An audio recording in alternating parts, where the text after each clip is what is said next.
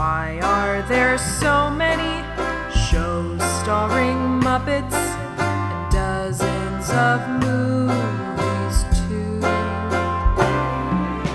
They said they'd watch everyone and they mean it. It's something that they've got to do.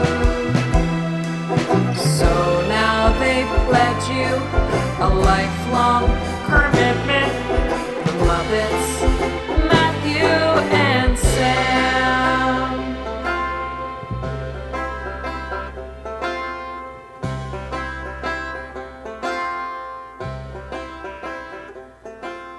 Welcome to Commitment, the podcast where two friends have vowed to watch all things Muppets. I'm Matthew Gatos.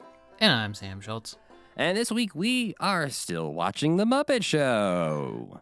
Wow, what a shocker. But it is the final season of The Muppet Show. We're like halfway through almost, aren't we? Well, kind of, yeah. We've got, one more week until we're halfway through. But we're getting there. We're almost halfway through The Muppet Show, Season 5, which means that this week we watched the episodes that aired in New York between November 1st, 1980 and November 15th, 1980, featuring guests Linda Ronstadt, Glenda Jackson, and Loretta Swit. And because I think I have an inkling that we are going to have a lot to say about at least one of these episodes, I feel like we need to dive right in, Sam. You don't want to ask me how my week was or anything like that? I mean, we did that before we were recording, so I feel like if you want to tell the podcast audience how your week was, yes, Sam, how was your week? It was horrible. Let's go. Let's move on.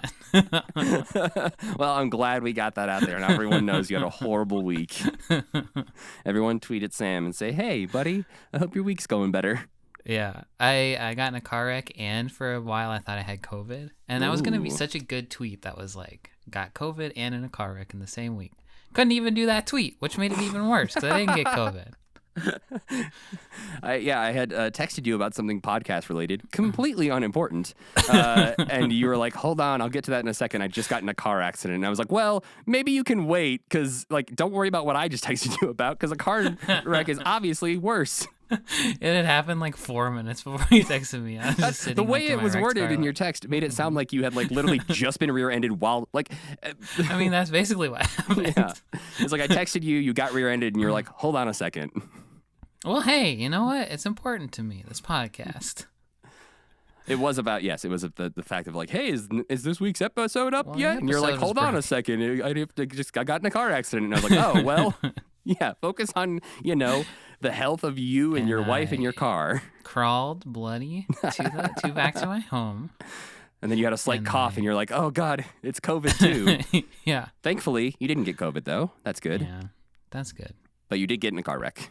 That's true. That one turned out to be confirmed. I took a test and I did test positive for having been in a car wreck. Yeah, you got out of the car and looked and you're, oh, shit, yeah, you're right. Yeah. 2 lines. I stuck a swab up my car's nose and said, okay, sorry, buddy. You've been wrecked. See, now, Sam, which part of the car is the nose? The place where you put the oil. Okay. The oil is the boogers of the car. The little dipstick is like giving a COVID test to your car? Yeah. Yes, it is. That's fair. I'm okay with this analogy.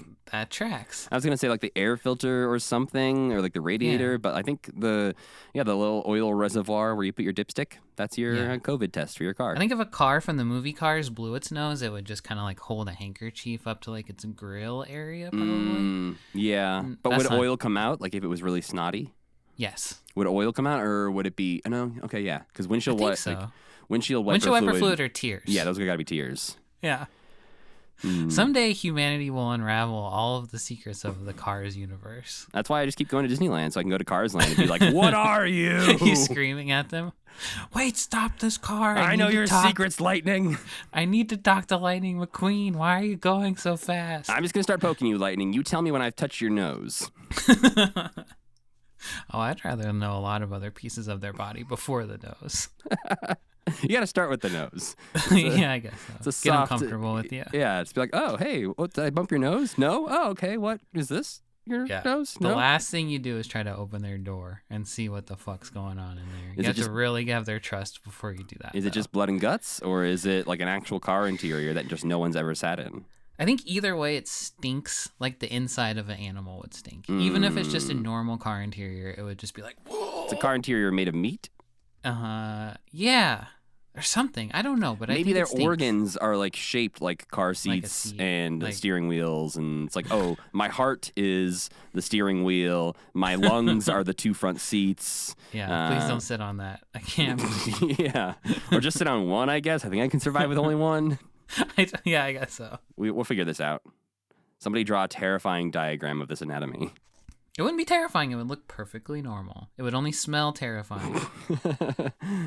That, I said we were going to have an open conversation and that we were just going to dive right in, and then we got into cars anatomy. I like to talk to you, okay? I mean, it's fun. Yeah, I have no regrets. Okay, let me tell you what we watched this week now. Sam, what did we watch this week? On November 1st, 1980, singer Glenda Ronstadt guest starred on The Muppet Show, and she was a woman on a mission. That mission, fuck Kermit the Frog. Glenda reveals right away that she has a huge crush on Kermit, and luckily for her, Kermit has a huge crush on her too. Piggy obviously does not like this, but luckily Gonzo is storing his giant trunk full of his fungus collection backstage, and it is the perfect size to stuff Kermit in so Glenda can't get her mitts on him. This all comes to a head as Glenda and Piggy argue over the trunk, at which time Piggy tells Glenda how much she loves Kermit, to which Glenda agrees that Kermit belongs with Piggy, so she lets go of her crush and encourages Kermit to be with Piggy, which Kermit does not like. He did not agree to any of this. They've just agreed to it for him. Standout moments include the sort of gentle, pleasant vibe of the whole episode, which I think is maybe due to the fact that Glenda Ronstadt seems like a very gentle, pleasant person. Rolf also gets as elaborate and as long an act as he's ever gotten on the show, singing The Cat Came Back, and he plays the banjo, which feels very Jimmy Dean-ish to me, in a way that him playing the piano does not feel. Otherwise, this episode is almost aggressively not standouty. It's very modest, but nice. Glenda Ronstadt probably has the longest wiki page of anyone I've ever researched for this show. She's a singer whose career really started in the mid-60s with the Stone Ponies, who sang the song Different Drum, which I'm sure you know. But then she went solo and became one of, if not the, most successful female vocalist of the 70s, receiving 8 gold, 6 platinum, and 4 multi-platinum certifications throughout the course of the 70s. And all of her albums would go platinum except one of them between 1975 and 1990. And in 1980, she was pivoting to Broadway, where she would star in The Pirates of Penzance and get nominated for a Tony. So she is just like extremely talented and everyone loves her. She is, I looked up some more recent interviews with her from a few years ago. She is still lovely, still amazing. She has Parkinson's now, so unfortunately she can no longer sing, which she talks about in the interview I watched. But she is freaking hilarious in this interview, and it's just like has a wit about her that you're just like, oh, I kind of wish they had found that in this episode of The Muppet Show, because she doesn't get to do a whole lot, and she is clearly really, really funny. Yeah, she's very demure in this episode of The Muppet Show. She's just kind of in love with Kermit and being like moon-eyed over him. Next, on November 8th, 1980, actress Glenda Jackson joins the Muppets, and everything seems normal until Glenda reveals herself to be a pirate and announces her intent to steal the Muppet Theater as her new ship. So she sneaks in her crew, they take over the show, and they set sail somehow.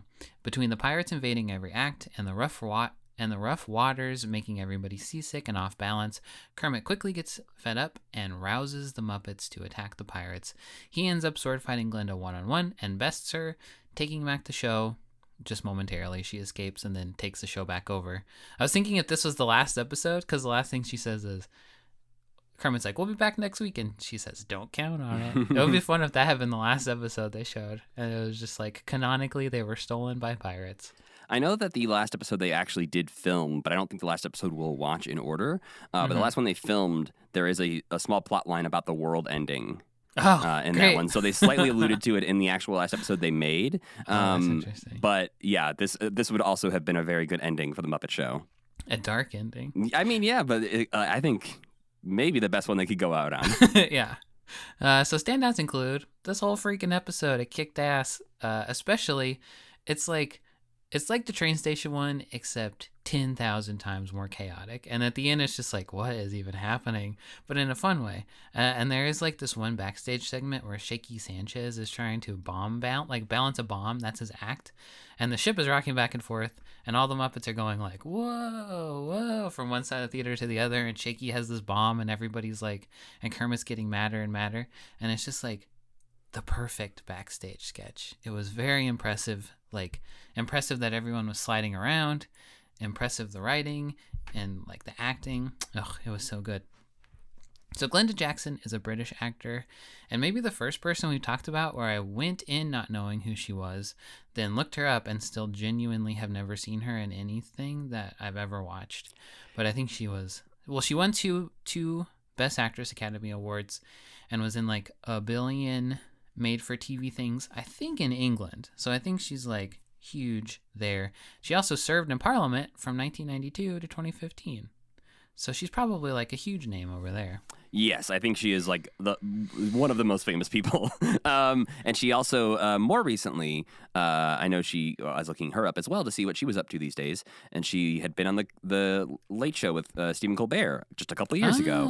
And that was because she did a run on Broadway where she played King Lear in Shakespeare's King Lear. Oh, that's cool. At like age 82 or whatever she was at the time. And yes, she was on there talking about both her career as an actor, but also as like a member of Parliament, and just why she made that choice. And I think she says, like, basically when he asks, like, why did you choose to step away from acting and become a member of Parliament? And she's like, well, because of Margaret Thatcher. And I wanted to remove her from power in any legal capacity I possibly could.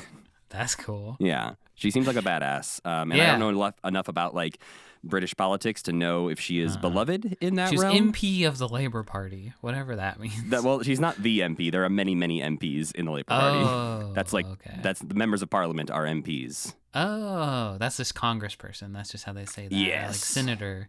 Oh, okay. Yes. And I mean, I think, yes, it's as close to that as I believe it can be. Like, I don't think it's a one-to-one thing, but I also know that she then also served as the Parliamentary Undersecretary of State for Transport from 1997 to 1999, which I feel like is sort of like our... Mayor Pete. Yeah, Pete Buttigieg. She was the Mayor Pete of England, is what I'm saying. Okay, well, the Secretary of Transportation. Right? But the Undersecretary, so I think like Vice Secretary. Right. We clearly know a lot about British politics and even American politics. Well, all their shit works over there. They got the tube, they got the buses. But you know, like, what just happened, right? What happened? Boris Johnson resigning. Like, oh no, I mean all their public transportation. Oh, I thought you meant like the country and the politics. I was like, no. Sam. I feel like every other country is fucked up like our country, except their public transportation works and they have healthcare. Everything else is like pretty baseline, similar, except they kind of got those two things wired in. They're pretty important.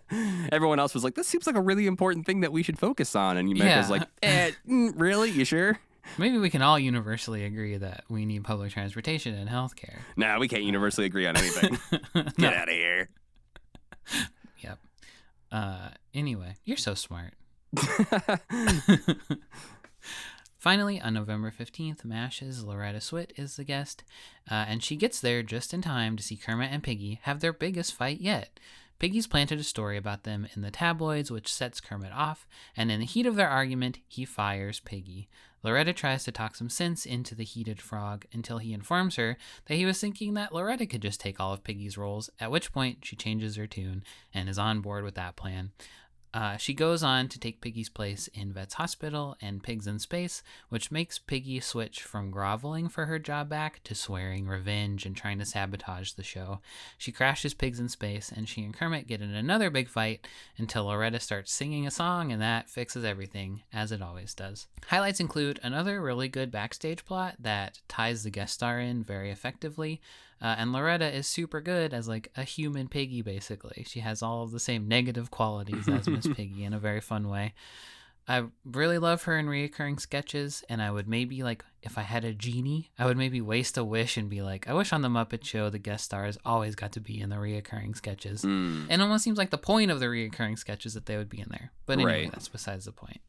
The UK spot is mean-spirited, but very interesting in that it's like the whole crew of core Muppet performers all riffing with each other as their most prominent character, which, like, only happens in the Muppet movie, basically. Like, this is the first time I've seen it. Like, I've noticed it at least on the Muppet Show. Loretta Swit is an actor best known for playing Nurse Hot Lips Houlihan in the TV version of MASH, which was a big hit and I think was in like its 9th season at the time of this episode airing. Before and after MASH, she worked mostly in TV, popping up in a little of everything from Hawaii Five-0 to Cow and Chicken. And then the rest of the world in 1980, Ronald Reagan is elected president. Boo. Boo. Finally happened. In music, we've got Motorhead, Whitesnake, John Lennon and Yoko Ono, Neil Diamond, and Bauhaus all releasing albums as the 70s and the 80s just smoosh right into each other.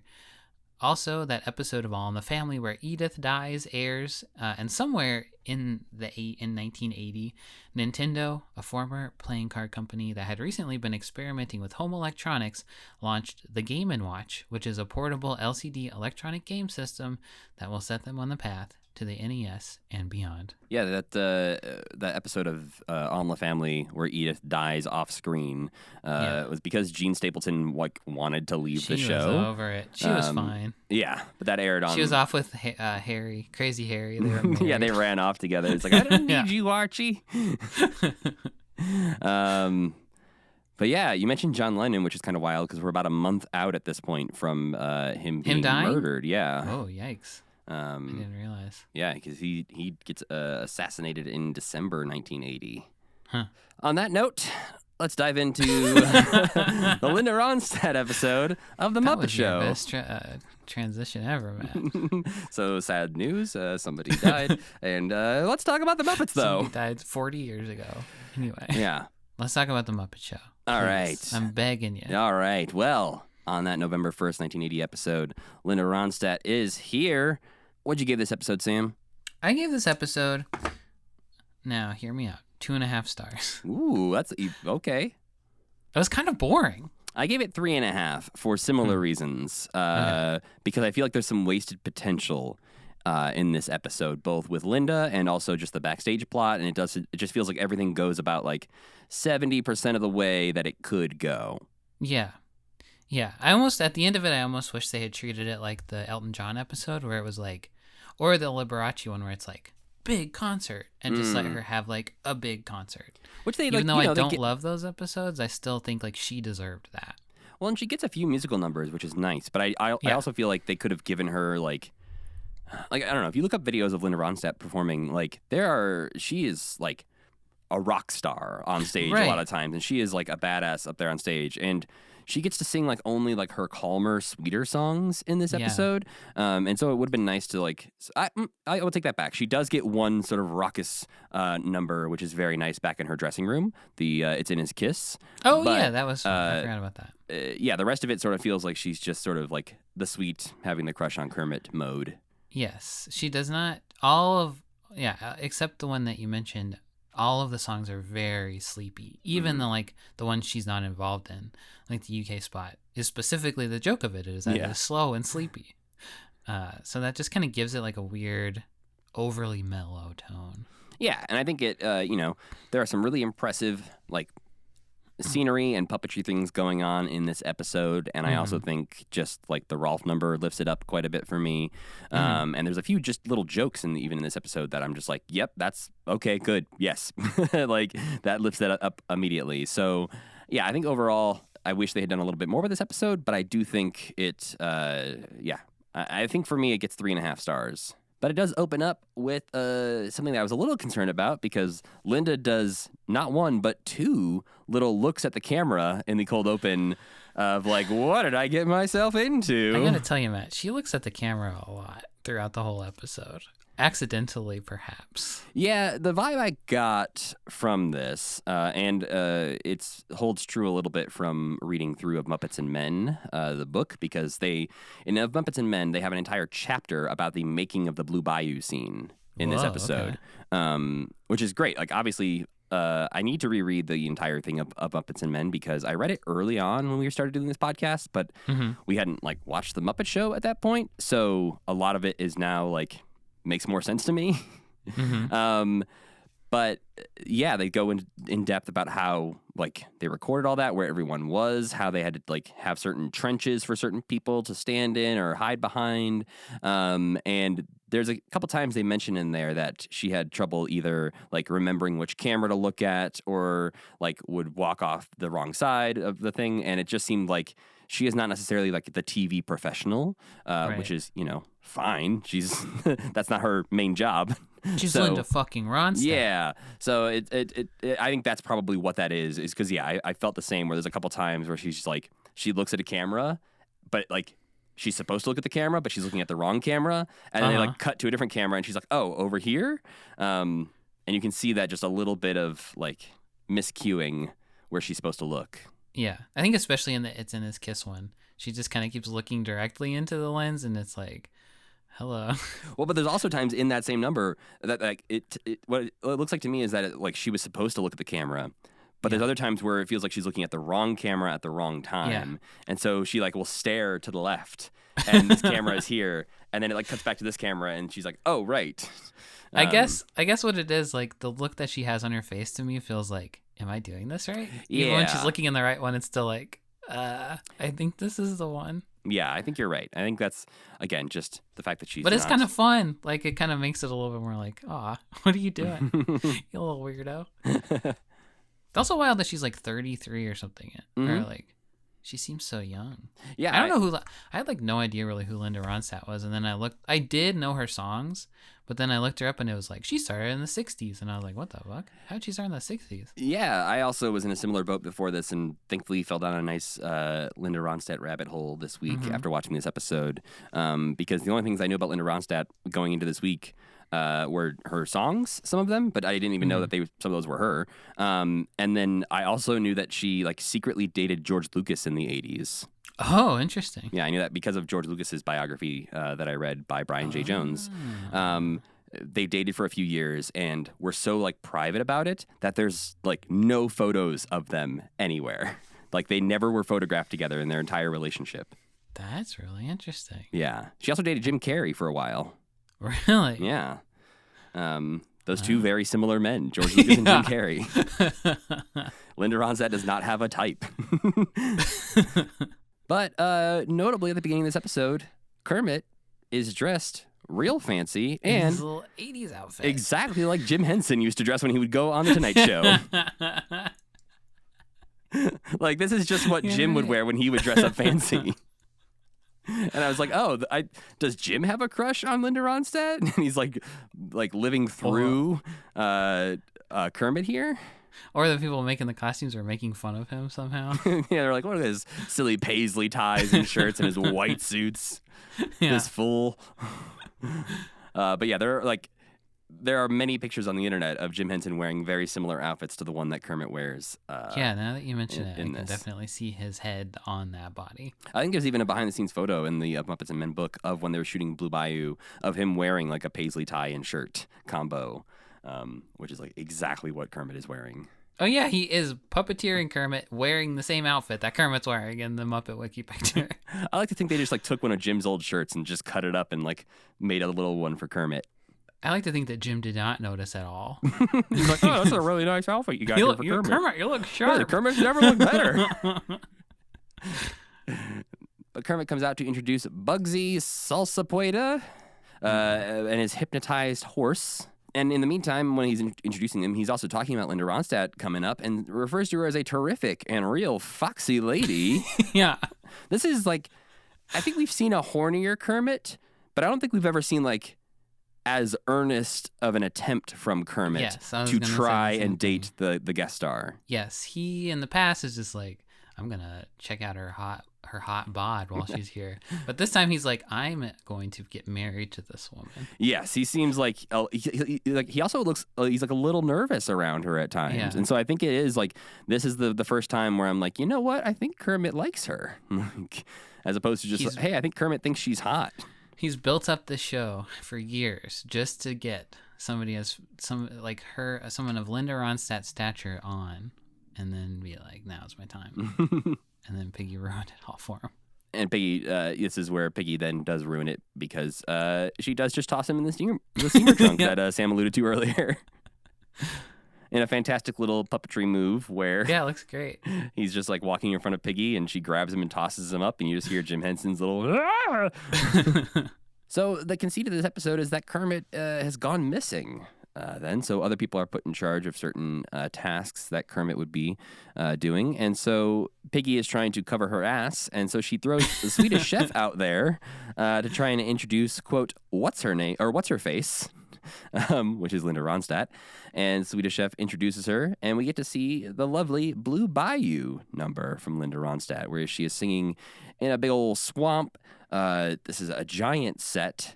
With so many puppets, so many full body puppets. You get to see Floyd and Janice and everyone just sitting on porches playing their instruments and lots of frogs hanging out. And there's just a lot going on here. It looks like the beginning of Pirates of the Caribbean, too. It does. The ride, not the movie. Yeah, not the movie. Although, Swedish Chef does a great job introducing it. He just does it really straightforward. He does, yeah. Like, obviously, if we could understand what he was saying, I think he was saying great things about Linda. Yes, ladies and gentlemen, the beautiful Linda Ronstadt with Blue Bayou. And he does go, yay. Yeah. What you gotta do. But, yeah, I mean, there's almost nothing to say about Blue Bayou because it's, like, perfect. Yeah, I would suggest if anyone can, get Of Muppets and Men from their library or find, I don't know if it's available online anywhere. I know it's an extremely expensive book to buy at times if you try to track it down. It's like $140, I think, most of the time when I've seen it online. But you can occasionally find it for cheaper. I found it for like $60 when I bought it. But there's a lot of good information in that book, but specifically about this scene in general. And what it revealed is that traditionally they would film the hardest number of the week first, to just get it out of the way. And so they would spend they spent like an entire day pretty much doing this number. They walked through the full timeline of that day of like, okay, so they showed up at like 10 to set up everything. They started going and then they had to take a break and they come back. They rehearse some stuff. The camera guy's there to adjust the lens, all this stuff. And they go through and like, they don't actually start like recording until like 4:00. What I'm so curious about is like building these sets too and how long that part of it took and like how long out they know that this is going to be the number that Linda Ronstadt's doing. Like, do they have a week to build it? Do they have months to build it?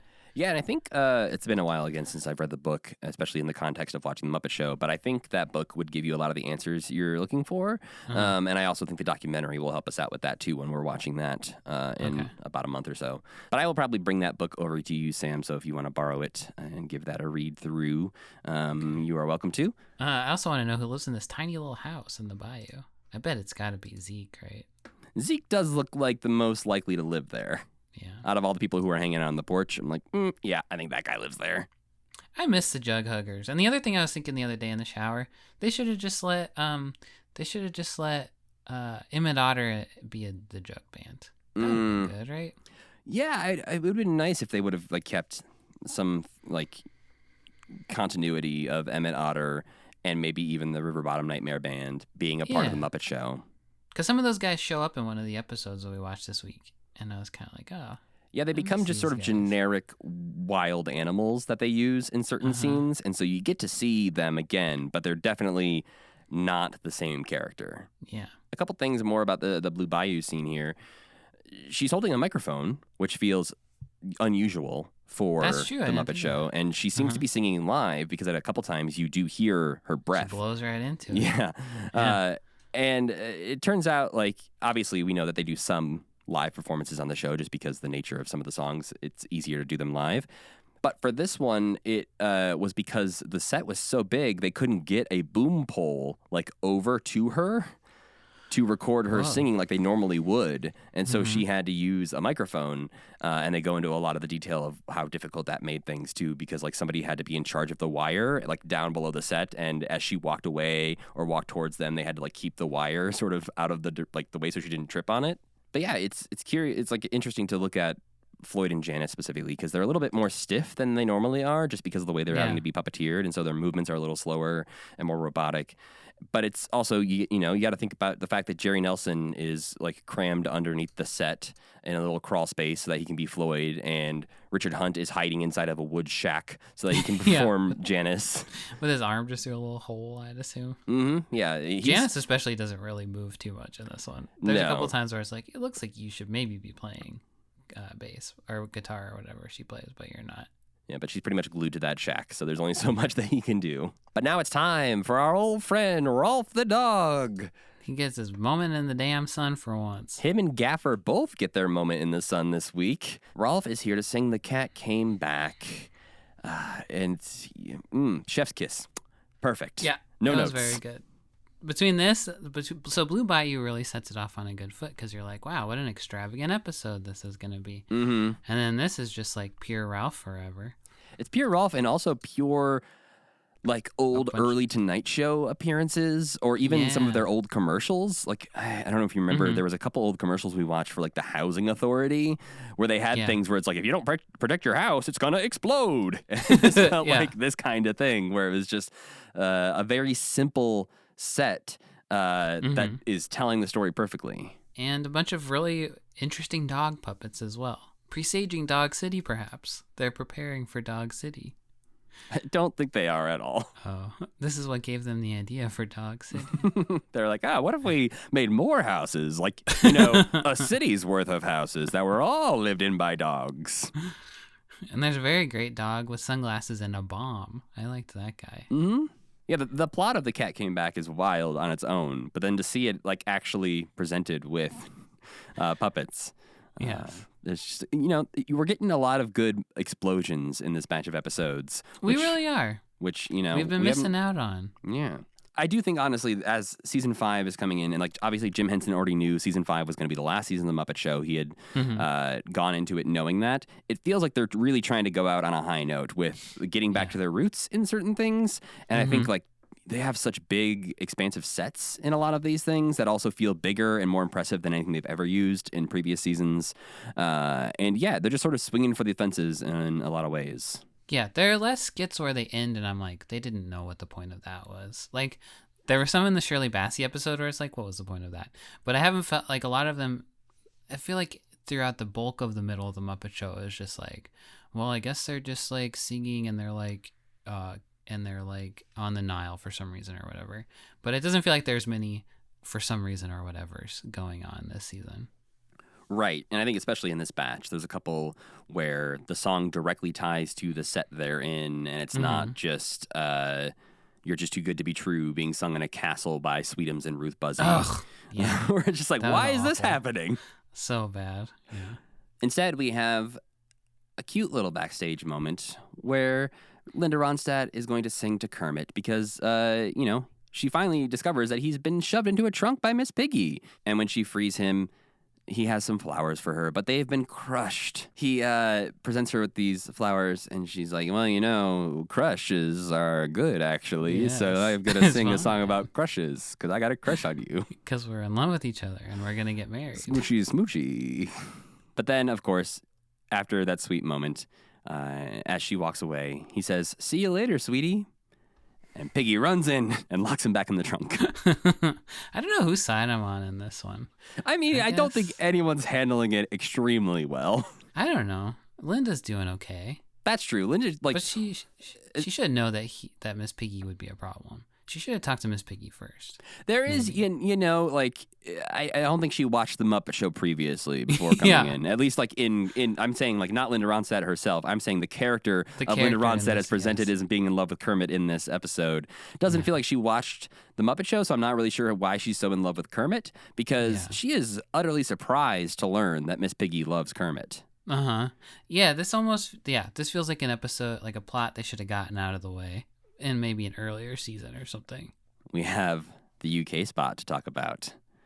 It's two very depressed whatnots singing "I'm So Happy." Yeah. And they're very sad, possibly dead men. I don't know what their problem is, why they got webs all over them. They look like they should be in the Haunted Mansion. Yeah, that's what I was very excited when this one started, because I was like, ooh, this one's going to be spooky. Mm-hmm. But then it's kind of just like, oh, okay, this is a little bit boring, especially after a slow song that we just heard. Yeah, it is two slower songs back to back, but the longer this one goes on, I feel like this is, it's a very good, 2022 content. Yeah, that makes sense. I was really worried about the flame on that candle the whole time, too. With Anytime there's an open flame in the Muppets, I'm always a little worried that one of them is going to get set on fire, Wonkins style. Everything in the 70s was flammable. Yeah, so. Asbestos is everywhere. Yeah. The candle is just pure asbestos being burned. Then we cut to Linda Ronstadt's dressing room, where, we have lots of dressing room scenes in this show where Muppets come to check in on the guest star and be like, hey, how's it going? But we've never had Janice do that before, I don't believe. We never have? I don't think so. This, to me, felt different. This felt you're right. like Janice getting to do her first real, character thing to me outside of Vet's Hospital. Because obviously we see her outside of the band doing Vet's Hospital regularly. But this felt the most like, oh, we're getting to see Janice now. Yeah. Being Janice. Yeah. It's weird to think about how the Muppet Show, the Muppet movie already happened when all That of is these true, characters yes. were when they all did have their moment, and it's this is how I know who this character is. But then you think about the Muppet Show, and it's if I never saw the Muppet movie, this really would be the first time that you get to know Janice in any capacity, really. She sat up in the box with Floyd when Statler and Waldorf were missing. That's true, yeah. But that was not as much as this. No, there's something to this scene specifically that feels like Janice is a bit more refined as a character. Yeah. And just, I don't know. She's got some agency now. Mm-hmm. But this is the lively, fun number where Linda is still pining over Kermit. She has a nice little cute framed picture of him in her dressing room. And they sing It's in His Kiss. I really like when Richard Hunt sings. He's so good at it. Yeah. Even when he's doing a Janice voice. Linda is still looking for Kermit backstage, and Kermit apparently has not been trying to get out of this steamer trunk too much, because he hears Linda and goes, oh, hey, I should make some noise, and decides to make some noise, and Linda's like, hey, did you lock Kermit in here? And Piggy's like, oh, yeah, I did. Well, it's the second time, too. She should have told, Scooter or something. Piggy keeps locking Kermit in this trunk. Yeah, keep an eye on both Piggy and this trunk. And that trunk, yeah. And this is, I think, one of the parts where that, the premise of the backstage sort of was falling apart for me, and bringing the episode down a bit in my ranking is just because that's the joke repeatedly is just hey, Kermit's in the trunk again and nobody noticed again. Let's get him out of there. Yeah, it's a little weird the second time. But as Scooter says, the show must go on. And so they don't worry about Kermit being in the trunk. And instead, Piggy takes the trunk onto the set of Pigs in Space to use as a prop. That made me laugh when Scooter said that. He's like, oh, well. Well, and he looks at the camera very the show must go on. Yeah. I have to do Kermit proud. I'm wondering now why they didn't lock Kermit in the trunk after the Crush song. Why couldn't Piggy have seen that and then thrown him in the trunk for the first time? What was the point of even putting them in the trunk to begin with? The only thing that comes out of it is Swedish Chef introducing that sketch. Yeah, you're not wrong. Jerry, I'll be in touch. Mr. Jewel, we have a bone to pick with you. I'm breaking out the Ouija board. Something you wrote, 42 years ago. But yeah, they use the trunk as a prop. Is a deadly battle robot, is what this episode of Pigs in Space is supposed to be about. And it ends up that Strange Pork chooses to zap the trunk to try and, I guess, murder the robot and Kermit at the same time. Because I guess the stuff he invents also works. I'm a little unclear about him as well. There's been times we've seen that where he's turned people invisible and stuff. So. Yeah, but then other times he's just an actor. So I don't know what's going on. Yeah, I'd like to see him and Bunsen having a conversation. Yeah, Bunsen probably just gives him all his stuff. That's true. Bunsen probably just does make all the props for that, like he did with the Alice in Wonderland episode where he was responsible for all the special effects. Exactly. That makes sense. That's a sensical role for him to play. And I think that's technically what his role is in the 2015 series, too, is he's sort of there to help out with anything like that.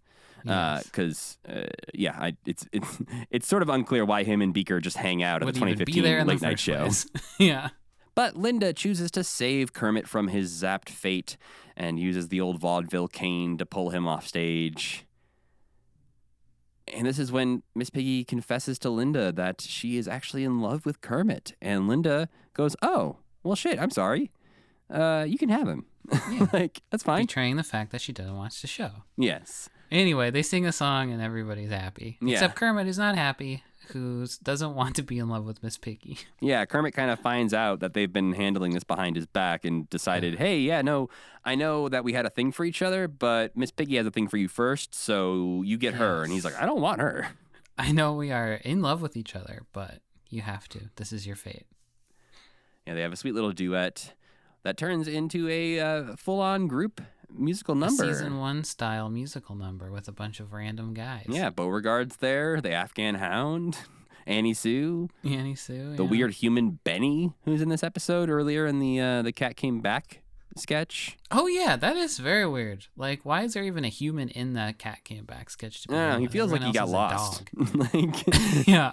He's like, I'm here now. Like, maybe You know where he got lost? Dog City. He lives on the outskirts of Dog City. But yeah, that does it for the Linda Ronstadt episode. Overall, I think a pretty good episode. But again, just some wasted potential as far as the backstage plot goes, and as far as using Linda Ronstadt to be as funny as she naturally is. It's not bad in a way the bad episodes are bad. No. It's not bad at all. It's just like a little bit boring and could be better. A very, very rewatchable episode. And it's worth noting, Muppet Wiki mentions that almost 15 years later, on the 1994 Kermit Unpigged album that Kermit puts out, him and Linda Ronstadt will sing a duet again of All I Have to Do Is Dream. And they still are in love. They do reference that. It was jarring. I was watching this episode and then read that, and so I went to listen to it. And hearing Steve Whitmire's Kermit for the first time in a while was threw me off. Jimmy Buffett's on this album. Of course he is. He has to be. Him, Don Henley, all the hottest acts of 1994. Ozzy Osbourne. Vince Gill. Kermit's just dressed like Eric Clapton on the cover it a little bit. Yeah, I don't like that. Yeah, that's didn't age as well, but No. I'm sure the album's still fun. We'll listen to it in like 20 years when we get to 1984. Our grandchildren will have to play it for us. After they inherit this podcast in 20 years. But now it's time for the November 8th episode of The Muppet Show, starring Glenda Jackson. This, I will say, is a revelation of a Muppet Show episode. And one of my favorite agree. things we've ever watched. It gets a full 5 stars from me. Yes, for me, I'd be remiss not to give it 5 stars. It's amazing. It's worth noting, too, that in the book of Muppets and Men, Jerry Jewell was talking about this episode a bit and said a problem with some guest stars is that they have some strong ideas about the show, about what they'd like to do on it, and those ideas are not exactly original. Almost everyone wants to work with Miss Piggy, and sometimes that's fine, but often we'd be much happier if we could match that guest up with another puppet. I think generally we do our best work when we're given a completely free hand, as happened with Glenda Jackson, for example. We asked her if there was anything she would like to do, and she said, "You people know what you're up to. I'll do anything you write for me." And so apparently, that makes me Jerry mad to was think like, about. "Yes, I've been wanting to do this pirate script, and everyone said no." I feel like since so many episodes are so boring, so many guest stars must have come on and be like, "This is my list of boring demands." But he gets to let loose, and this is what he comes up with. Yeah. And that's kind of similar to the train station one, too, I think, isn't it? Like, I would feel assume like, so. I don't know if we got that backstage info on that one, but it does like there's feel something about that, like when Jerry Jewell gets to like go free and do whatever he wants. If this is what we get, more power for Jerry Jewell, please. I almost figured she showed up and was like, "Look, I got a really good idea. I want to be a pirate." No, maybe that's what John Cleese did when he was like, "I need to be a pirate on this spaceship," and they're like, "All right, fine." But this was Glenda Jackson saying, No, "Do that whatever was you want," okay. and they were like, "All right, you sure?" I liked the John Cleese on the spaceship, you know? Yeah. Pirates on the Muppet Show always are good. But this pirate surpasses John Cleese's pirate by 1,000. God, and it opens with such insanity, too, and she has her penguin and is a limousine. She shows up with her penguin, in quotes. We'll get more than that later. But it is Eric the penguin that is her, she is not just accompanying Eric the Penguin, but she is in fact not his driver. She is his limousine. And she honks her nose and drives off at the end. And makes driving sounds and then crashes. Yeah. But yes, immediately getting some chaotic good happening here at the beginning of this episode where clearly Glenda Jackson is just having the time of her life. Yep, and clearly Eric's up to something. Yeah, I don't trust Eric. Our opening number in this episode is Gonzo and his chickens singing Jim Croce's Working at the Car Wash Blues. And it's called semi-autobiographical at the beginning. Which raises a lot of questions because the very first lines of this song are, well, I had just got out from the county prison doing 90 days for non-support. Does that mean that he has child support? Is that what that is? Or spousal support. One of the two. Gonzo is not paying his support. Alimony or child support. And yeah, this is a song by Jim Croce all about getting out of prison and trying to find a job. So the fact that Kermit calls this semi-autobiographical for Gonzo raises a lot of questions about Gonzo's past. He's got a record. Or he works at a car wash in his off time. Yeah, maybe that's the semi-autobiographical part. It's just he works at a car wash. Very weird way to start out, but also very fitting. I could see this being Gonzo's job, and I really liked this little number. And I like that they are fully, again, leaning in this season to Gonzo and the chickens are a thing. Like, we had that again where we saw in the Muppet movie where they introduced Camilla as his love interest. And then on the show itself, it took a while for the chicken thing to get going and even the Camilla thing to get going. But now they have fully leaned into, like, Gonzo and chickens, like, hand in hand. You are the chicken pervert now, officially. There's something about Gonzo's voice and, like, Gonzo's whole thing that I know you don't watch this show, but this skit also, it reminds me of Mystery Science Theater. There's like the same vibe I get out of it where he's like, he's got such a nice little pleasant voice and he's just like, I don't know. I really like the vibe of this one. Even when he's got his chicken secretary with big boobs. There is like, the lines in the song are also creepy. That like that's part of his dream is to become a rich executive so that he can flirt with his secretary. The song, though, I've heard the song outside of this context. The song is creepy on purpose, and I feel like when you literally show it, it's a little bit more like the song is on the side of Gonzo. Right, like if Jim Croce made a music video for it, he wouldn't show himself doing that. But the Muppets are like, well, we got to show Gonzo hitting on a chicken secretary. Yeah, the song is about a loser, and this is more aspirational. Gonzo deserves that chicken with the big boobs. And then the episode takes a turn because Kermit goes back to Glenda's dressing room to make sure she's doing all right, and she is a pirate. Yes, she's talking in very clearly pirate terms, which is very suspicious to Kermit. Yeah, she's talking about being on a ship and whistling the hymn aboard, and she's dressed as a pirate. And she proclaims that she is Black Jackson, the heartless pirate. And it is then also revealed that Eric, the penguin, is the heartless pirate parrot. And they keep going, ha-ha! Every time something new is revealed about either of them. They're such a good duo. They are very, very good together. I love when Eric, first of all, doesn't want to take his costume off. But then it just turns out he's naked under there, so he's got to go change. But the way that penguin skin flops over was kind of alarming because it's sort of red inside, and I was like, what? There's a very unsettling unzipped penguin suit when Eric, the revealed to be a parrot, goes behind the room divider thing to change. He tosses his penguin suit over the top of it. And yeah, it's unzipped and you just see inside. And I think the lining is sort of like a paisley lining. It's like in The Fresh Prince when Will turns his coat inside out. Cool jacket inside out. Yeah, so if Eric, the parrot, wanted to, he could be a really cool paisley penguin. Paisley penguin, yeah. Would not fool as many people.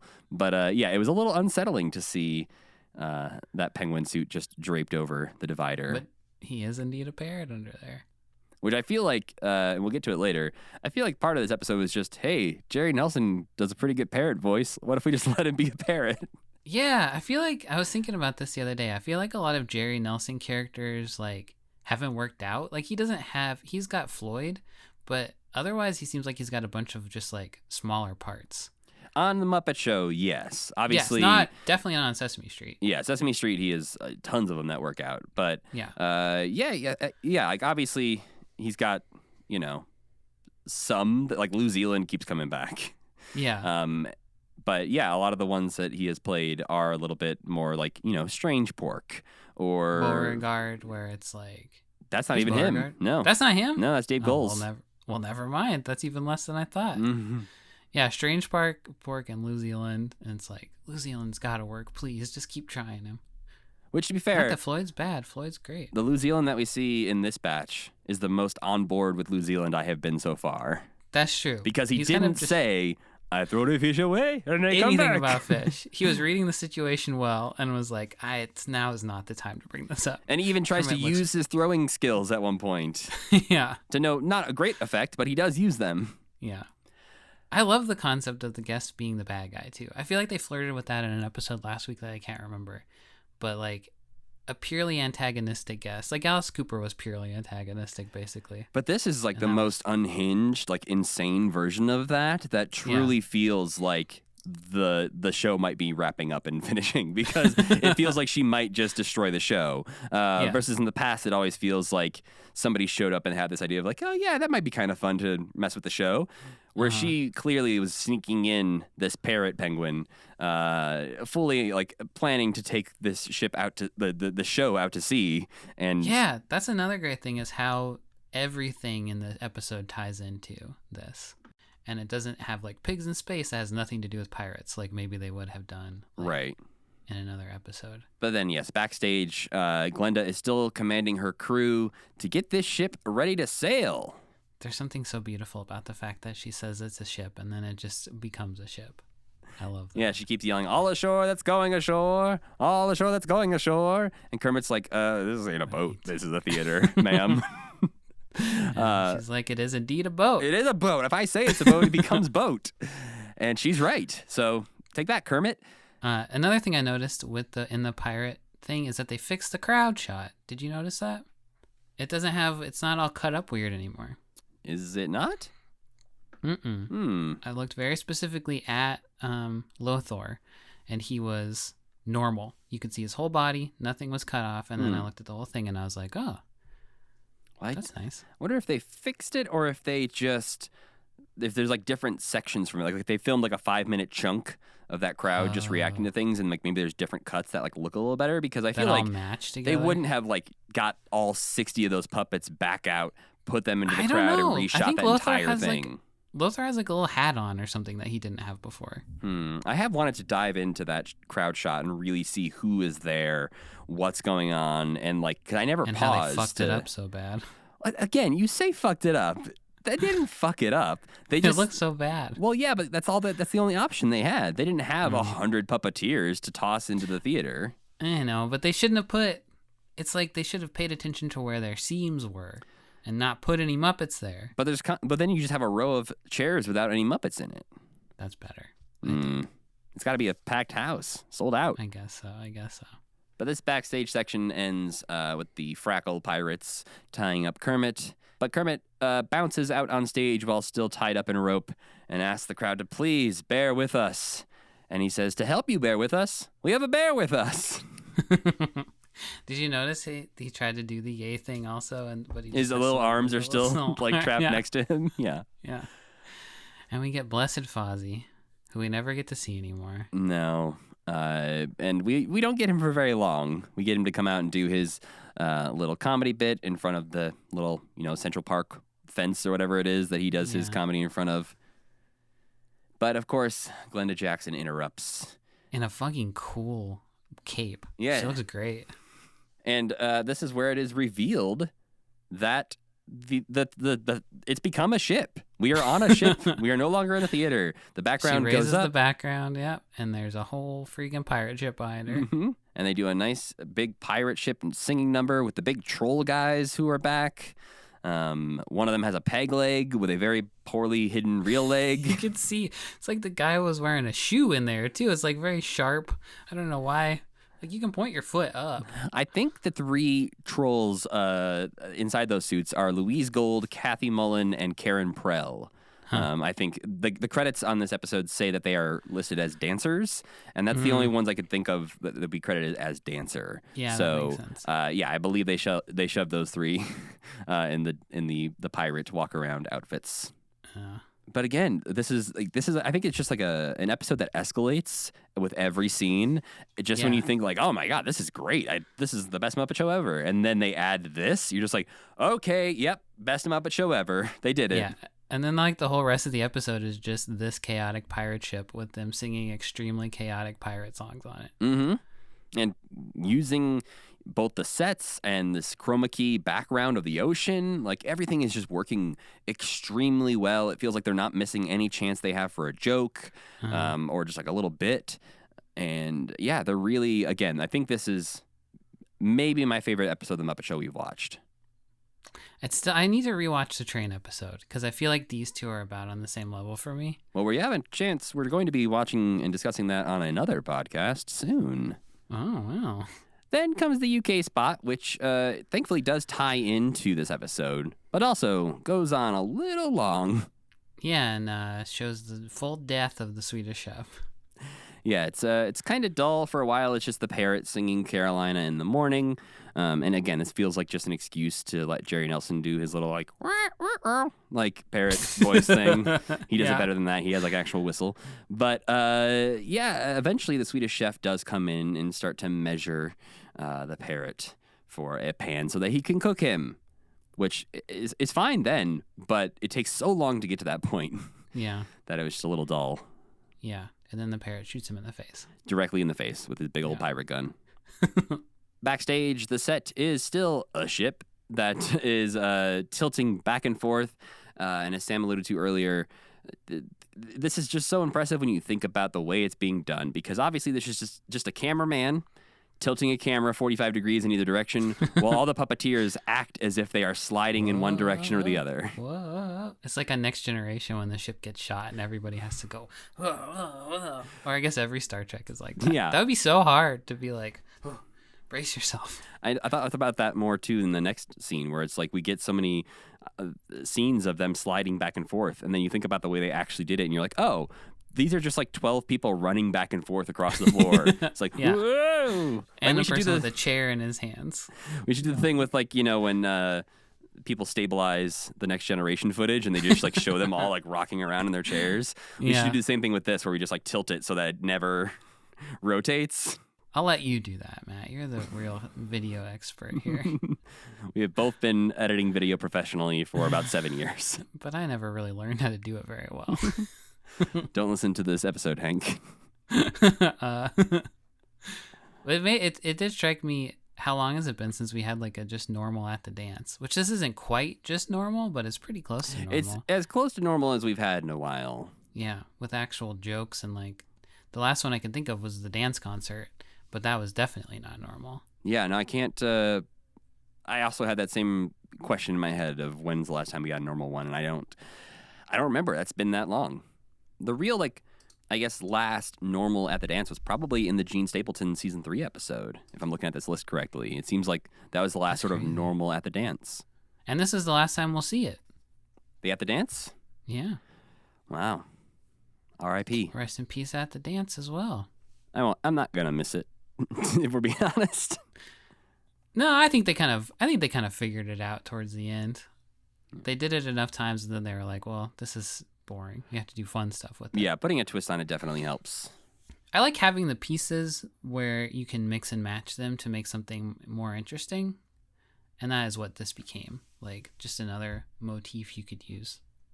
Yeah, it's like one of the things I missed that they only did twice, obviously, was the Muppet melodramas that I feel Those like were could so have been good. used so well, and also would have kept Uncle Deadly as a regular character on the show.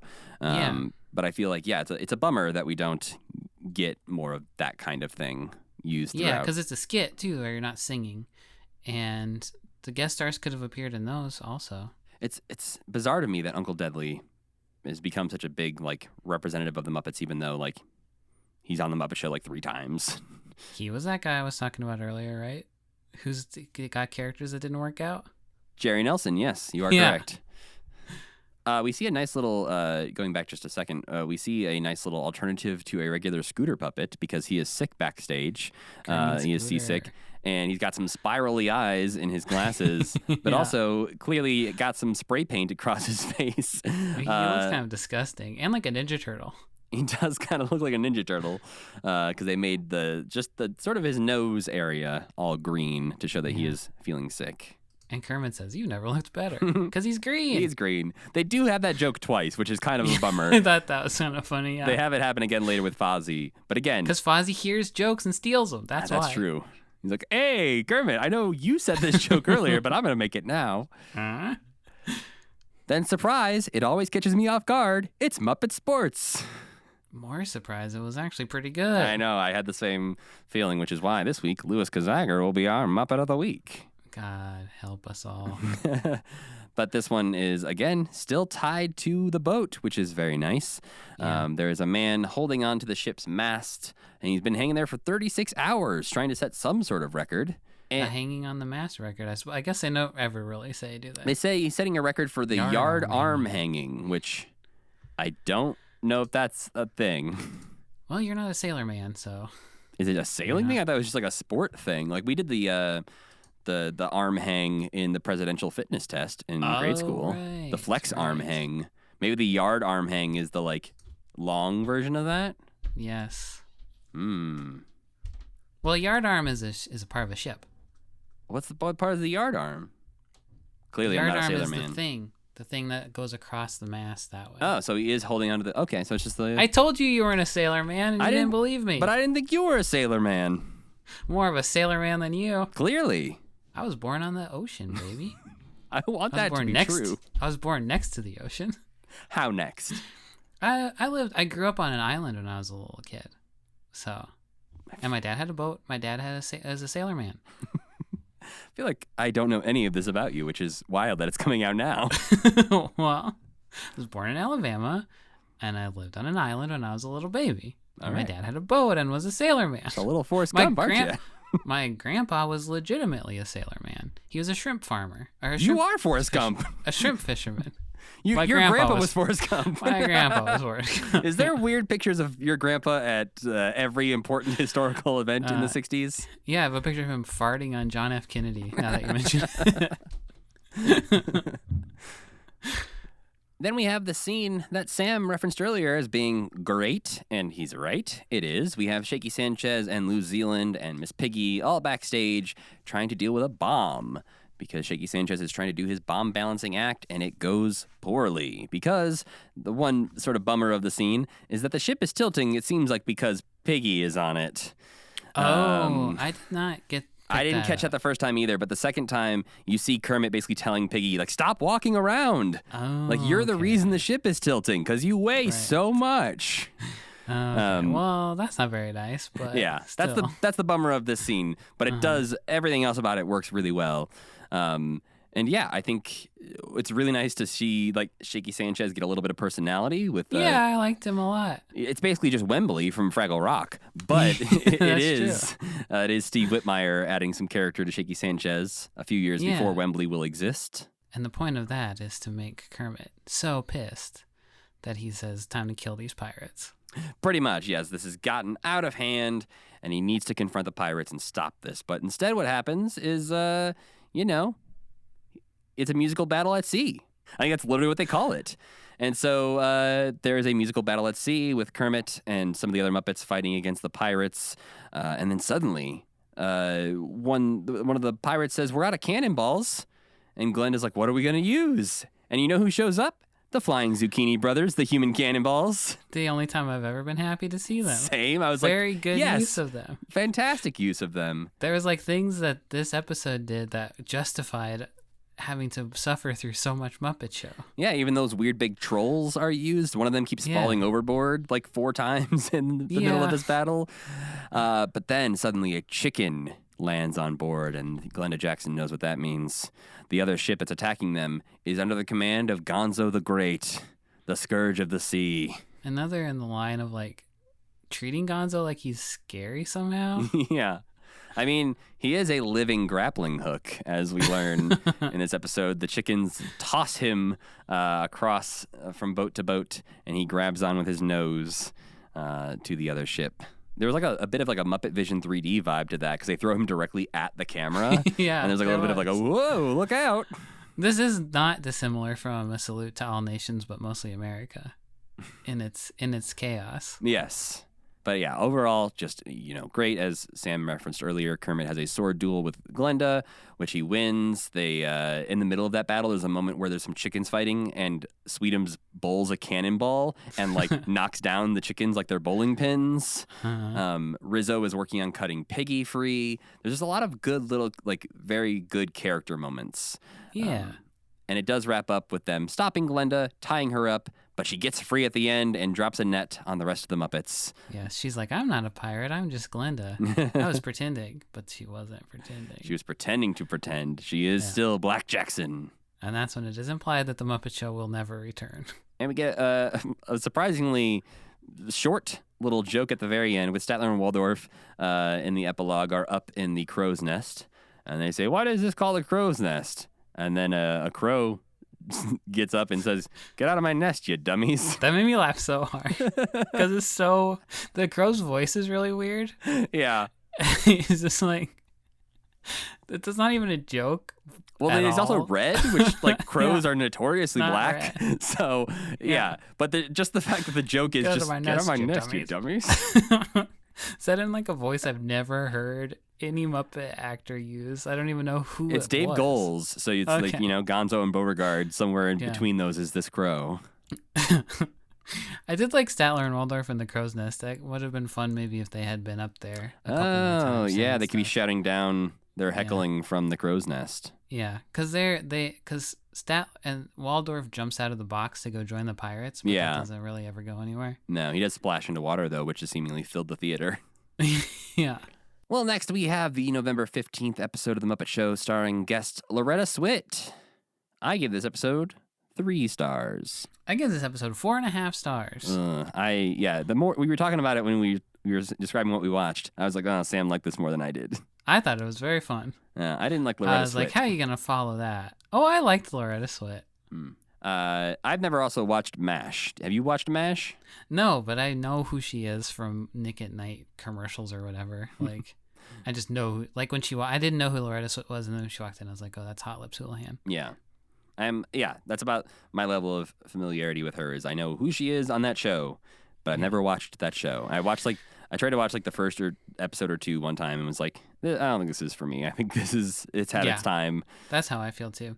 You didn't like her because she starts off this episode doing a look at the camera joke, huh? That was part of it, but I didn't actually mind hers too much. I just didn't like that the joke didn't match the setup, really. Because that's true. Basically Pops sets up what it's like to be a guest at the Muppet Show, and it's getting an Airbnb where you have to clean up afterwards, or there's going to be a fee and all this stuff. And she's like, it's like an Airbnb, right? And so it's they set up this whole thing where it's oh, they're not good to their guests because you have to clean up after yourself and all that stuff. But then her joke is, I thought there's something wrong with this show. I got my contract written in crayon. Yeah. And I was like, that doesn't really match the tone of what Pops set up, though. Not exactly, yeah. Crayon is childish. What Pops wanted was cheap. Yeah. So there's a disconnect there. Yeah, and I think that disconnect was sort of what threw it off for me, not necessarily what am I doing here? But speaking of what are they doing here, the opening musical number in this one is Ain't Nobody Here But Us Chickens, where the chicken coop has been taken over by a mix of wild animals, including really ghoulish looking weasels animals. and bears, a weird hawk that we've never seen before. With bullets strapped to it, in a bandolier full of bullets. Yeah, very cool. I feel like it's a hawk that has seen some shit in his life. But we've seen a lot of these puppets before in various sketches, but this is the most sort of scheming, conniving river bottom nightmare band vibe we've ever seen, I think, from these specific characters. I do love that Gonzo's thing now is just he has an army of chickens at all time. If he needs to seek revenge, he can go in with an army of chickens. Chickens with guns. Guns ablazing, these chickens just... Yeah. But yeah, it was a pretty, overall good number. There was some lackluster puppetry happening in this segment that I noticed on Billy the Bear. Billy yeah. the Bear, who is like the alternative to Fozzie kind of guy in the one episode, he's playing the piano in this. And it looks to me that he doesn't actually have like live hands, that somebody has their hands in gloves to play. It looks like his hands are sort of like rod puppet, but that somebody's hands are like halfway up his sleeves because he has like this weird bend at his elbow that's like bending away an arm shouldn't bend. And then his hands are just kind of floppily hitting the piano. I did not notice It that was at very all. distracting to me. I really loved this this whole act. It was just like elaborate and very funny, I thought. I think everything that's not Loretta Swit in this episode, I really liked. And I didn't dislike Loretta Swit, but it's like everything around her was fantastic. And then she was like okay for me. Which is a weird kind of the opposite of how these normally are, I feel like, where when the guest star's on, you're like, okay, this is cool. And then some like random thing will happen. You'll be like, what are we doing here, guys? Yeah, and like she is pretty like tied to a lot of the plot in this episode, but in not a way that I enjoyed necessarily. There is a very big what are we doing here, guys, but not quite yet. First, we have to plant the seed of Kermit and Piggy secretly married in Vegas last year. But Piggy has planted this story with a tabloid, Tongue magazine, hired a photographer to come in and take some pictures of them secretly, not so secretly, in the backstage of the theater. And yeah, apparently Piggy's trying to hide some tabloid stories about them now. Why not roll out Fleet Scribbler for this, though? I think they were already tired of Fleet Scribbler. They were like, that guy? Ugh. They used him once. Sometimes they just use somebody like once or twice, and then they're like, never again. But they're writing him off too fast. They could have at least had his puppet, you know? I mean, you know why? The real answer. Why? He was a Jerry Nelson character.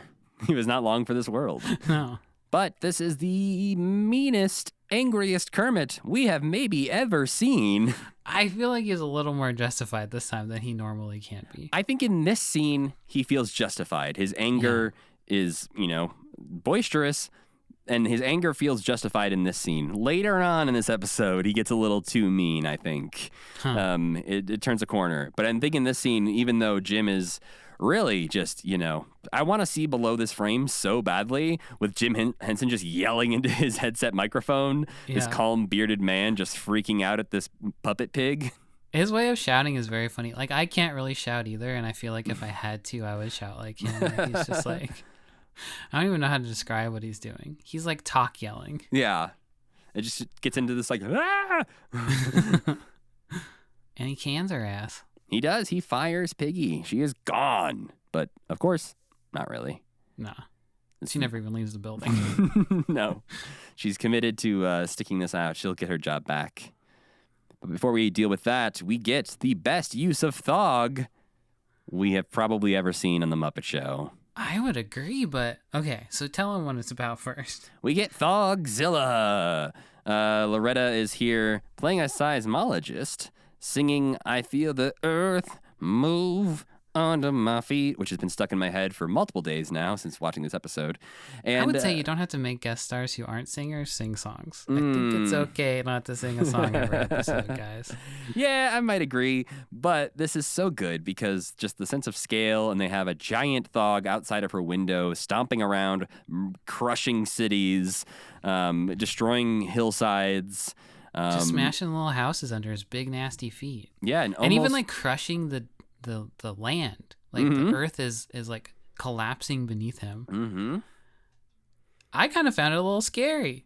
I mean, yeah, he does almost kill her. At the very end, he steps on the house that she's in, but thankfully she runs outside first. I've seen clips of this, and I expected him to be like, whoa, sorry, uh-oh. But he's not. He's just like, I stepped on your house. Yeah. But instead, he's just like maliciously destroying this town. Yeah. But no, I think it's great. And yeah, if Thog could always be giant and scary, bring him back. Yeah, I thought it was great too. And the landscaping was really good. It was very like almost Godzilla quality. And sometimes a little bit more, like the way that he was like smashing the ground is not something that you see in a lot, unlike the kind of Godzilla style stuff that this has. Well, added a little bit of menace to it, I thought. Yeah, and this is the first time we've seen Thog since like season 3, and this is the last time we'll see Thog on the Muppet Show. So we won't see him again until I think the 2011 Muppets. I really wanted to see them start shooting machine guns at him from those airplanes that were flying around, though. I needed to see Thog take a volley of gunfire. I thought he was going to smack that plane right out of the air, Yeah. King Kong style. But alas. Then we find out that Kermit's answer to, I fired Piggy, one of my stars, is what if I replace her with the other What if the famous... guest stars were in these little skits? Right? What if that... Good idea, what Kermit. a crazy Jeez. idea. So he does replace Miss Piggy with Loretta Swit. And first, we see her pop up in Vet's hospital, where she is made to audition, sort of, by Janice and Rolf, who doubt They're that skeptical. Yes, they are skeptical that she belongs there until she makes some very bad puns, and they're like, "Oh, you might be overqualified." Yeah. I just think it's so fun when they get to do these things, because I like to see them talking to the Muppets and not just singing with them, and it's like Muppets that they never would, like, guest stars never get to talk to Rolf, really. Right. Like Phyllis Diller did maybe like a billion years ago. Somebody like that did, and that was great. No, I think that's why the Janice thing in the Linda Ronstadt episode stood out to me so much, is because we don't get to see that. And speaking of something we don't often get to see, and a lot of the world didn't get to see when this originally aired, is the UK spot where Rolf, Fozzie, Floyd, Gonzo, I almost said Richard, Scooter, have gathered backstage to practice Auld Lang Syne and For She's a Jolly Good Porker for Piggy. This is kind of weird, and like it starts off sort of sweet, where they like might be actually wanting to sing this song. Sad. Yeah. But then somebody points out, I think it's Gonzo, says like more like Auld Lang Swine, and they're like, "Oh shit, that's better. Let's do that instead." Yeah, like Rolf is a little bit like he's the one who's like, she's been with us for a long time, because he's got that professional quality to him that the other Muppets don't have, where he's been in this forever. Yeah. But then eventually by the end he is like, okay, that's pretty funny. And you had mentioned that this is like a lot of the core performers' main characters, which like obviously Rolf, Kermit could be decided which was Jim's main character. Yeah, right. But we have Scooter, Rolf, Floyd, Gonzo, and Fozzie all there, which is like our main dudes. But I would push back on that and say I don't think Frank is performing Fozzie in this scene. Oh, you think he's Piggy probably. I think he's Piggy, and even though she has a very small Yeah. part that she comes out at the end, the way Fozzie is acting, if you go back and watch, there's a couple That's times true. where he's sitting there slack-jawed, and there's a couple times where he seems sort of unfocused, like he's sort of looking around. That just feels like somebody else is performing Fozzie at that time. I thought it was him because Fozzie kind of blows a line at the beginning and has to do it over. Oh, did he? He like starts talking too early. Okay. Maybe, Yeah. I mean, and I could be completely wrong, and this was just an off day for Frank. But it was like different enough for me that I was like, I don't know, I wonder if Frank is going to be the Piggy that comes out at the end of this, but who knows? But it's like our Muppet Show crew, our Muppet movie crew, getting to actually interact with each other for the first time in forever. Yeah, like just, Floyd, Scooter, Rolf, and Gonzo being near each other feels weird Yeah. at this point. It does. But I think you mentioned this earlier, too. The UK spot feels like it's just a part of the episode, because it seems like if you cut this Important? out, Yeah. the episode is very different without it, because the next scene is Piggy going back to her dressing room sad after hearing them sing For She's a Jolly Good Porker, and she has her own number where she sings Some of These Days while she packs up, and Foo-Foo, both live action and puppet Foo-Foo, are both there.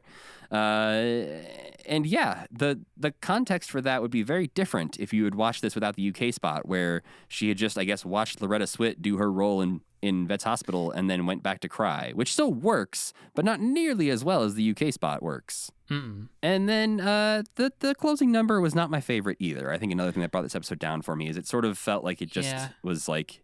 Kind of goes on and on. Yeah, like I literally don't even have notes that I took for this part of the episode. No, I 'cause didn't either. See, look at that. But I still like that. but yes, they decide to send Loretta Swit on for Pigs in Space instead of Piggy, and yeah, this is I think the moment where we have the super angry Kermit. Or maybe that was earlier with the Loretta Swit scene. One of those. He is yelling at Piggy and like referring to her being overweight multiple times, and it's just like the angriest. Like he even like says like he doesn't want to sing a sappy song. We don't do sappy songs on this show, and it's like you're the sappy song guy. Like Yeah. you do that all the time. That stood out to me too. You're not even yourself anymore, Kermit. This is how you solve all your problems, Kermit, with a song like this. But I don't know. I liked the build up to it with Loretta in her swine trek costume and being Miss Piggy to Kermit and giving him kissy kissy and stuff. Yeah. No, I think she does a good job of playing that role, and I think like we don't see a lot of that. We saw Rich Little trying to be Muppets at one point, which was horrible. I forgot about that. But yes, I do. Everyone comes out, sings a song together at the very end on the Pigs in Space set because Piggy shows up mid-sketch, and Loretta's like, "Oh my God, I'm so glad Kermit rehired you. I'll step aside." And Kermit runs onto set saying, "I did not rehire her." And Loretta Swit solves the problem by getting them all to sing together. They sing side by side by side, and "What Would We Do Without You?"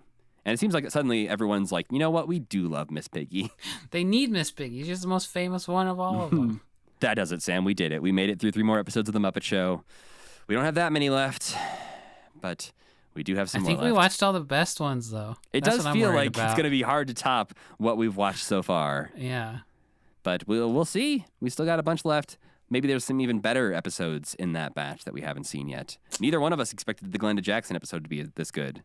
No, we've watched all the ones I've heard of, I guess, at this point. Like the ones where it's like the famous so-and-so episode. Like the pirate one was the last one where it's like, and then this amazing pirate episode. Now I just don't know. I don't know what's left. Well, that's what this podcast is all about, Sam, is seeing what is left. But what's left of this podcast is our Muppet of the Week. Our Muppet of the Week this week is Louis Kazagger. And surprise, surprise, not a lot to say about Louis Kazagger. Good. He is based on Howard Cosell.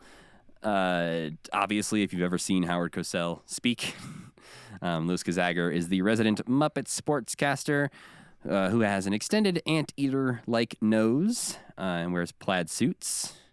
I fucking hate his nose. If he had a different face, I'd like him better, I think. Yeah, it is a bit, I don't know, it's not quite monstery or charactery enough. It's like just sort of, he looks a little, and this may not, he looks like Mr. Bean to me, but not, like, he has the energy of Mr. Bean in his face. Yes, yeah. He doesn't actually look like Mr. Bean. But looking at his face makes me feel like I'm looking at Mr. Bean. That makes total sense to me. He first appeared in the season 3 Loretta Lynn episode, the famous train station episode we talked about previously. But his first Muppet Sports segment is in the Marisa Berenson episode back in season 3. And this Glenda Jackson episode is the last time we are going to see him on The Muppet Show. This is our last Muppet Sports, Sam. It is? It's our very last one. He will pop up again in The Great Muppet Caper and The Muppets Take Manhattan and A Muppet Family Christmas. But this is kind of, Louis Kazagger's run is kind of coming to an end. He gets a very extended bit in Great Muppet Caper, though. That is true. He is featured prominently. Like but, yes, as far as Muppet Sports as a segment goes, he is done. He has his actual last role as Louis Kazagger is weirdly in 1992 on Good Morning America. He does a little sort of Muppet Sports segment thing. I think they were leading up to the Olympics or something. But he gets to do some segments with Gonzo on Good Morning America in 1992. That's weird. Yeah. But then after that, he will just be a background audience member on a few episodes of Muppets Tonight and then disappear into the ether where all of the other disintegrating Muppets live. Oh, no. Poor guy. He is performed by Jerry Nelson. I think he's the only person who ever performed Louis Kazagger. Louis Kazagger didn't have a lot of appearances, so it's, not that surprising. But yes, he was performed by Jerry Nelson, and that is literally all the information there is to know about Louis Kazagger, is that he exists, this is what he did, and here's who performed him. Even his character encyclopedia page isn't interesting. It basically reiterates some fake things about him getting into sports and stuff that's not that funny or interesting. So, yeah. Sam, what are you going to rate this man? I think his whole existence is a complete sham because Kermit does a better version of what he does on Sesame Street. True. With the fairy tale thing and just blows him out of the water. He should be embarrassed that he's even alive. One star. Ooh, I give him 2 stars. Just because I have a hard time giving anyone 1 star unless I want them to not exist. And I feel like because I think this one sketch this week brought him up 1 notch for me. I just wish he wasn't so you look at him and you think, I think he's supposed to look like something, but I don't know what he's supposed to look like. I wish he looked a little more normal, I guess. And not like an anteater, because it's like, why is he an anteater? What is the joke of him being an anteater? But I don't think he's supposed to be an anteater. I think he's just like a scooter, where he like is sort of humanoid, but is also definitely not just a human. I still like looking at him. I think he's just a Muppet. He's kind of a Muppet Frackle baby. Yeah. He's got like a freckle blue nose. freckles, big nose, kind of. So maybe he is the offspring of a scooter-like humanoid Muppet and a Frackle. God bless him. Good luck to him. I hope he comes back someday. I do. I hope he comes back someday. Maybe he could. I mean, honestly, he should have been on Holy Moly. Yes. Oh my gosh. He should have been on the whole thing. Yeah, he would have been a great little advisor. But ridiculous. He should be a permanent fixture on the Holy Moly, even on seasons when it's not Muppets. One of the many mistakes made with the Holy Moly Muppets collaboration. It's going to go down in history as an embarrassment. I think what's worse is it won't go down in history. Oh, yeah. They'll be like, true. oh, yeah, I guess that happened. All right, well, before we get out of here, Sam, I need to ask you, did you have time this week to enjoy any non-Muppet things? Yeah, I watched two things. What'd you watch? One was amazing, and one was a piece of shit. Oh. The piece of shit, Thor movie. Wow. It's so bad. It was so bad. Wow. Have you seen it? No. It sucked so bad. And I was disappointed, too, because it's about a storyline that in the comics is, like, really cool and kind of, like, kicked off the sort of tone that Thor Ragnarok took, where it's a little bit more like heavy metal kind of. Mm-hmm. But it's so jokey. It's like so silly, the new one, that you just can't take any of it seriously. And like this cool bad guy says jokes and Thor says jokes and everyone's like, Thor, you're so stupid. Bad guy, you're so stupid. And it's just bad. I was so disappointed in it. Yeah, that's a bummer. What was the good thing? Oh, there's this show, do you ever heard of the show Nathan For You? Yes, Nathan Fielder. Yes, Nathan Like Fielder a has prank a new show? Kind of. Yeah, I guess so. A very high concept prank show. He has a new show called The Audition. I don't even really want to say what it's about. This is what I've heard everyone who's mentioned this show say, is like, I can't tell you what it is. I could tell you what it is, but I didn't know what it was going into it. And discovering what it was so delightful that he helps people practice for huge life events. But the way he does it just is like the most devious and like unsettling thing. And it was so good. It was a revelation. It was one of the best TV things I've ever watched. Yeah, I feel like I need to give both of his shows a chance, because what I've seen of Nathan For You, like, just feels very much not for me. I am not I don't think you'll like it. I am not any level of prank enjoyer, and I know it's not like straight up a prank show, but like the stuff I have seen that feels like any degree of mean to somebody who does not expect to be treated poorly, I'm like, nope, not for me. Wow. The first episode, the second one came out yesterday, or on Friday, and it's part of a two-parter. So the jury's still out, but the first episode is just like, what are you doing, you madman? Well, maybe I'll check it out. I've been playing Stray. That's been my... the cat game. The cat game where With you get the to be a meow cute button. cat. How is it? It's very good. It's interesting. It's a pretty short game from what I hear. It's only like 5 hours, but that's why it only costs like $30. But yes, it's like a puzzle platformer, surprisingly. Like you got to figure out, like, some of it sort of feels open worldy, where you got to get to the right spot and you got to solve little problems of like, oh, I have to go here first to find this, to do this thing. But yeah, no, it's very cute as well, because you get to be a cat and you get to ride around in buckets, and it's just, if you ever wanted to be a cat. Is that like a big gameplay feature that you always want? There's Any like game where you shortcuts can ride sometimes around where in you want buckets. to. There's sometimes it's like little zip lines where you want to get from a high level down to a low level. You can just like jump in a bucket and ride down. Where did this game... I feel like this game came out of nowhere. All of a sudden, everybody was just like, this cat game. I feel like it got announced a year or so ago, and everyone was like, wait, is this just a game where you get to be a cat? I'm in. And that's kind of what it is. Like, you're a cat in like a post-apocalyptic underground world with like, there's a bunch of robots who don't trust living creatures. And so when you first show up, they all like scramble and hide in their houses, and you have to prove that you're not gonna murder You're all of just them. a little guy. Because the security guard, this isn't really spoiling anything. This is very early in the game. The security guard of the robot world is like, all right, you can stay, but don't eat anybody. And then you have to sort of figure out. The goal is like basically like you want to get out of this underground world and try to get back to the world of the living, because the cat is like from the normal above ground world where the robots think all the bad people are, and like the world has ended. So yeah, it seems fun. I'm excited to see if there's any fun twists or anything, but the game itself is just very pretty to play, and it's very relaxing too, because there's not like a lot of stressful parts. But that is all for this week. Obviously, we will be back next week watching more of season 5 of the Muppet Show. Next week we'll be what do you say? I'm prepared. It's fine. Next week we'll be watching the episodes featuring guests Mac Davis, Joan Baez, and Jean-Pierre Rapal. A celebrated French flautist. Ooh. And yeah, all those episodes are on Disney Plus, so you can watch them all there.